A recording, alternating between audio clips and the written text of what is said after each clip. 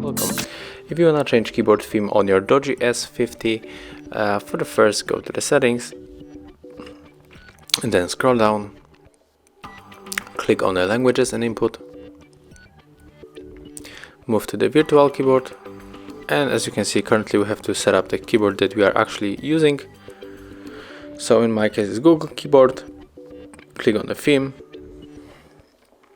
and as you can see there's a couple of colors that you can choose.